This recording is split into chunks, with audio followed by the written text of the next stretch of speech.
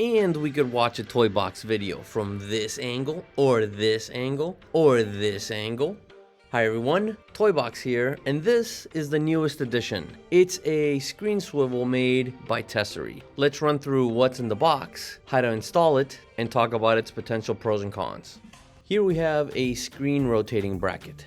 Product link and discount code will be in the description down below.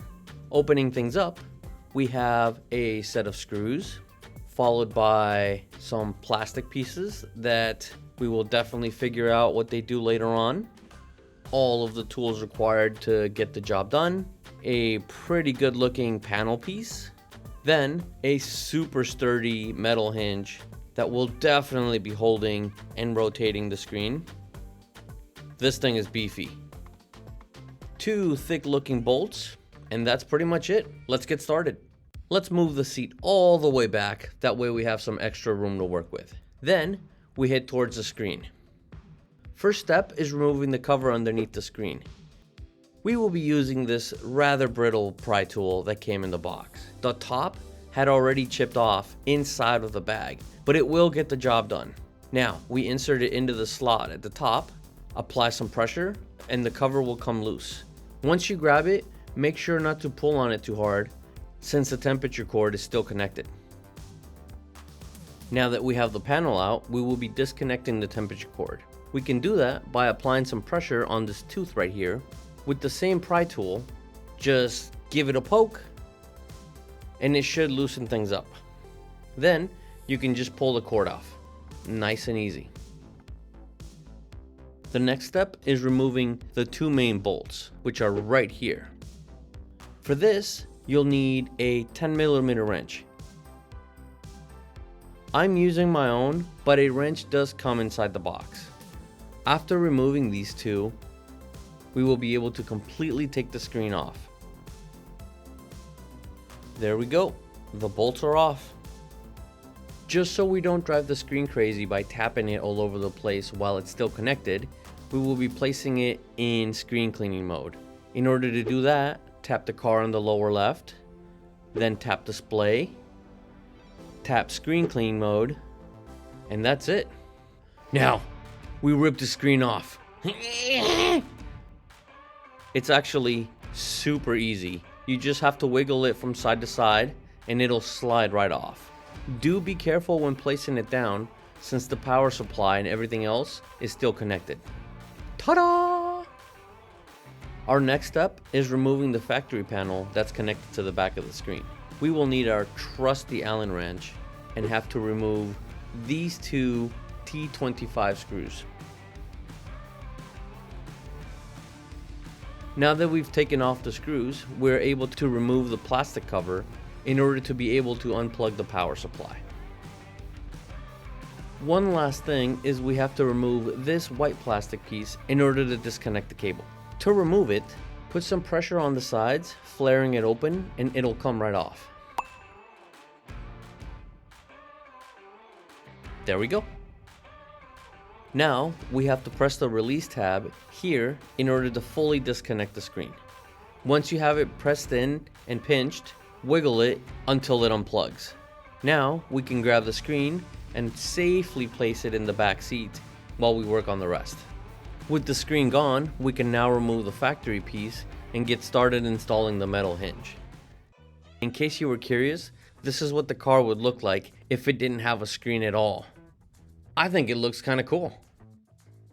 Onto the beefy piece. I have the bottom here slightly diagonal, and I'll explain why in a second. But first, these 2 holes will be matching up with these 2 holes, and everything will be attached with the same 2 screws that we took off earlier. Now, the reason why we have this piece at an angle is so you could start tightening up one side, then rotate it so you can get to the other. Back to using the 10mm wrench. Try not to tighten things all the way on the first screw so you can have some room to line things up evenly.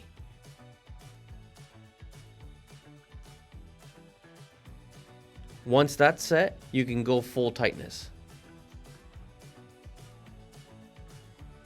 It's time for the big bracket. This big piece goes in facing this direction. These 3 tabs click into the bottom, These 3 attach at the top. Pull the cables through, then come at it from an angle, making sure that this metal piece goes through. Then push it across to the other side. Once that's in, line things up and click the bottom. Now that we have everything lined up, push things down and then begin pressing in the top clips. With a little bit of pressure, they'll snap in. Once those are attached and snapped into place, it's good to go. Bam! There you have it. Taking a quick look, everything fits perfectly all the way around. It looks like it came out of the factory. Very, very nicely done. Back to reinstalling the screen. We have this bracket, which is rounded, so we just have to follow this curve here. The cables will go through the piece. Then we are able to reconnect the power supply cord. Once that's done, it's back to reinstalling the white clip with this particular part facing down. And there you go. Now we attach the bracket, tighten the 2 screws, and we are super close to being finished.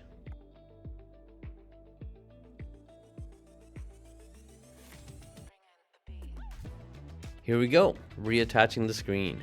Let's move this cord out of the way. This opening slides into the metal piece. Finding the center. Bam, we are fully installed again.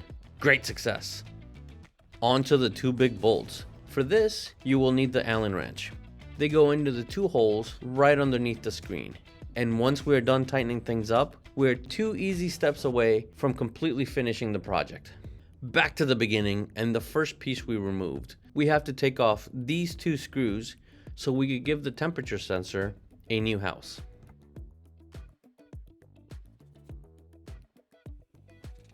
The swivel comes with 2 pieces. This one being for the 2021 model, which I don't have, and this is for 2017 to 2021. On to attaching the sensor. This is how it looks in the new housing. And the second to last step is reconnecting the temperature sensor. For the final piece, let's make sure the cables are tucked in, align the clips, press in, and bam, we are done. Project finish. You've been awesome. Final thoughts, pros and cons. There is a change that requires some getting used to though. The screen itself sits around an inch lower than factory placement. It would normally be around here. This does feel like it's sitting closer to you as well. But when you rotate it towards you, instead of having to look up here, you're looking down here. The trade-off is that technically, while you do have to look lower than normal, when the screen is tilted towards you, it actually feels closer and faster to get the information since everything is right there staring back at you like a creeper.